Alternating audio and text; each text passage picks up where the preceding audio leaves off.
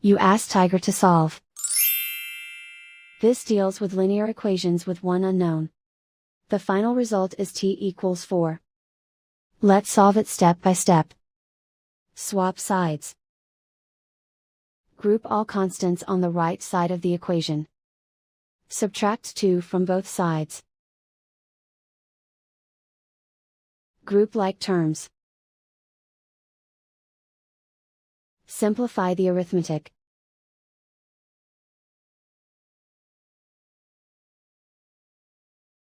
Isolate the t. Divide both sides by 2.